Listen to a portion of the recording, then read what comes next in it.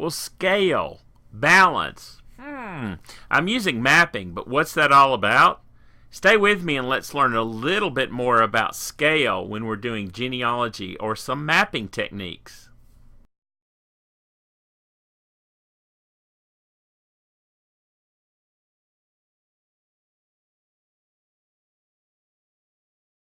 Hey, glad to join you this afternoon or this morning or night or whenever it is you've got time to stop and listen to a few things that we can learn from each other together. I wanted to share with you some ideas about scale, about understanding scale when using maps in genealogy or just using maps in general. And I think you'll find it very helpful. You know, I've done special classes with land platting, and that's literally drawing a map to scale. And when we want to put that thing together, it's important that we do it in the systematic way. I mean, scale is the amount of distance on a map compared to that distance on the ground, so that we understand the ratio between the two. And that's really as simple as what scale is and how simple it is when it's all together. Sometimes it's a little complicated because it has to do with fractions and math, but it's really not that hard. Let's look at a few examples and see how we talk about. For example, all those squares over on the left-hand side of that screen, they represent 1 acre when drawn at different scales. So I did the red line, that's 1 inch equals 1 chain. So actually what that means is 1 inch equals 1 chain, or 66 feet. Now if you look at the kind of internal, the little green square, it's a little harder to see on the screen, that's drawn at a different pace and in a different one. And so that one actually equals 1 inch equals 5 chains, or 330 feet. So see the difference in comparison, and that's what we're talking about. That there is a scale, a ratio. In reality, the larger the scale, the smaller the detail. And by that, so if you just look at a fraction, so when the larger fraction gets larger, there's less detail. For example, 1/2, 1 to 2. Well, that's half of that pie. 1 to 4, that's 1/4 of that pie. So the 1 to 2 is larger than 1 to 4. And yet, there's more detail in the half pie than there is in a quarter pie. So the same thing continues as we go to 1 to 3, or 1 to 8, or 1 to 4. Any of those references. So the larger the scale, the smaller the detail. Okay?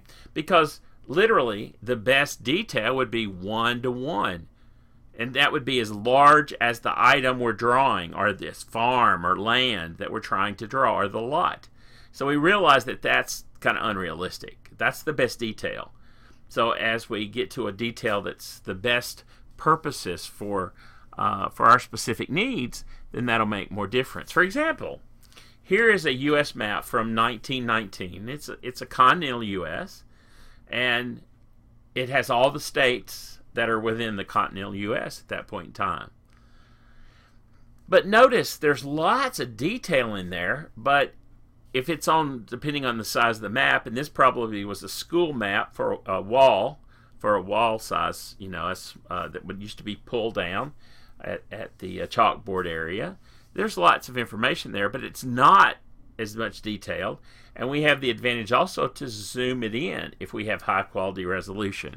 So the potential is we can look at that map. Well, on that map, which is a Classen map, it actually has the scale, and although I've enlarged this section for viewing, the scale shows the ratio, and literally instead of just a percentage or 1 to 1, it actually has a ruler or a scale in miles, which is a ratio. Now the real advantage of that is if I can just clip that ratio at the same level as the map, or if I use a ruler and I'll say, and so by the way, so whenever you save a map in a digital format, if it has this ratio ruler, definitely make sure that's included, because then you can take a ruler, even on screen, measure that the ratio for whatever 1 inch is or whatever the size is, then you can actually use that across the map, because the ratio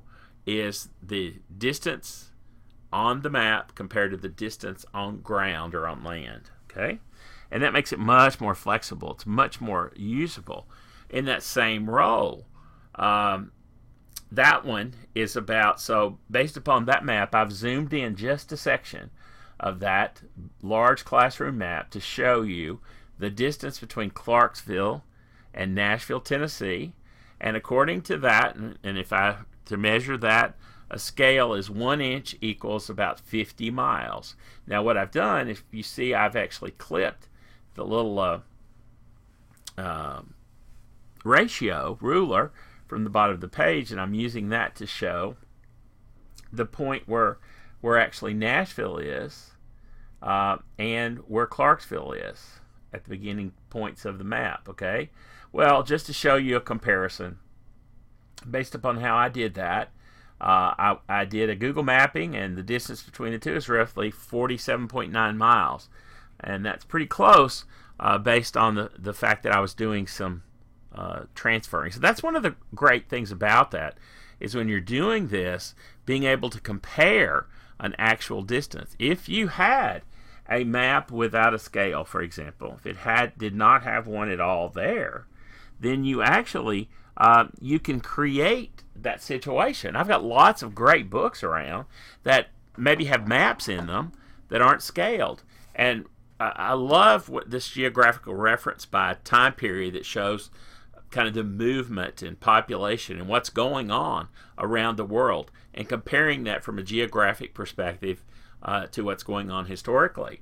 And so it's called The Shaping of America. It's several volumes, but in this particular case, I've marked a couple of maps, and let me show you. For example, there's lots of detail there, but they're not drawn to scale. Okay, that map is not drawn to scale. However, I could pick 2 points that are identified on that map and then measure that distance, and then I could calculate the actual distance and then create that ratio of the distance on the map equals this distance on land. So I could actually create a rough scale. Now again, scale usually is drawn in everything from north to south and east and west. And so sometimes things are drawn kind of in comparison without being actual mathematically to scale. So do keep that in mind. It will give you a rough ratio, but it might not be as precise as a map that was actually produced in a scale model or in a scale format. So keep that in mind as we go through this. We're all learning together, and so we want to learn from the variances of what maps are there. Now, typically when we draw land, agricultural land, from the before this to even currently, but back 100 years, 200 years, even centuries ago, we generally use what's called the topographic map, because that is a scale of 1 to 24,000, which is 1 inch equals 24,000 inches or 2,000 feet. And that's the same. There's the city of Clarksville, Tennessee, for example, and a portion of the river. So in essence, 1 inch on there is less than half a mile, about 0.4, about 4/10 of a mile, 1 inch. So again, there's lots of detail, more detail on that map because it is a different scale. And remember, the smaller the scale, the higher the detail. So even though that's a large number, that still is a better detail than, say, 1 to 250,000 or 1 to 500,000. So again, the comparison is the difference. Don't let it overwhelm you. It's not important, only if you're trying to match a drawing. And as we begin to do more of this, we'll do more classes in regard to how to use some of the electronic map features like ArcGIS, and to use those with some of the digital maps that are available, and using great places like David Rumsey and that great collection of maps there, and other places, the Library of Congress, the soil maps, for example. In fact, speaking of the soil maps, because that's one of the ones that I use often, sometimes that is a different scale, and even property tax maps are a different scale. So remember, higher scale, less detail. And basically the calculation is done by determining what you're looking at. And often when we're doing land during the 19th century particularly, or earlier, if we're dealing in what's the meets and bounds states, which would be those states that were the original 13 colonies, plus those states that were derived from those colonies, like Vermont, Tennessee, Kentucky, and other ones. So they're generally surveyed in meets and bounds. Once we move beyond that to the federal land states, and there are some that have both types, but that's a different mapping system in township and range. And we'll spend some time talking about that in another session. But I also use lots and lots of maps, and the topographic maps that we use are called 1 to 24,000, but they're also called 7.5 minute maps. And that literally means 7.5 minutes of latitude and 7.5 minutes of longitude. And that's another discussion of talking about what that is across on the globe. But 7.5 minutes of latitude is what's followed from north to south. And then 7.5 minutes of longitude is that differences between east and west. And those longitude are the poles that run from the lines that run through the north and south poles around the globe that way. And then latitude is what runs around the globe, with the equator being the largest of those. Okay. Now, as we go through that, again, scale is important. And if you don't have a good listing of the various, both land measures, English, whatever type you're going to be using, and certainly the scale works whether you're doing it in centimeters or inches. So if it's more precise to do it in a smaller measurement, like centimeters, then use that.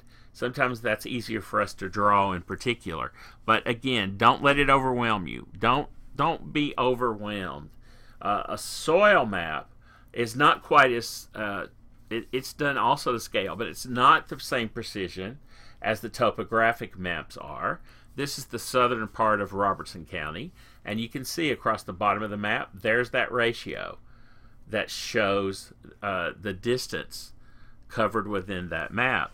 I zoomed that in on another map, and what's interesting here, those of you that have followed perhaps my presentations where I've talked about drawing a plat that we've created from a deed, it's kind of hard to see, but that red arrow points to kind of a clear little piece of transparency of a plat that I could lay on a piece of property. This is a soil map.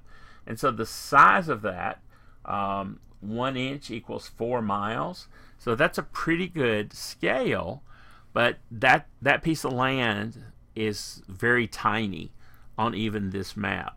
So again, that's one of the reasons for using a particular scale. We can see more detail in regard to the property. So 1 inch equals 1 mile, for example. 1 mile is 5,280 feet. So that equals 1 mile equals 63,360 inches. And we do that basically just by creating, multiplying the tables that we know. If we're doing a pole, for example, one pole is 16.5 feet. And then we can cross-reference that to make that whatever we want to represent on the map, if we understand the scale, right? If we understand the scale. Well, that's the whole key. And scale is nothing more than the ratio between the distance on the map and the distance on the land that is being measured. Now, we'll do some more in regard to that, but I want you to go look at some maps and look at scale. This is kind of the assignment, to go out there and find some. I want you to find a topographic map and look at the difference and find a 7.5 minute map. And there are more than one type of topographic map. So you might look to see if you can find some differences in that scale, and that'll help you understand more about this process, okay? But in the meantime, just find a map and see if you can figure out what the distance is between two places that you can identify in another way, and check yourself. If the scale is 1 to 50 or 1 to 24,000, once you determine what that distance should be, calculate it, then check that using Google Maps or even a printed map. Check yourself.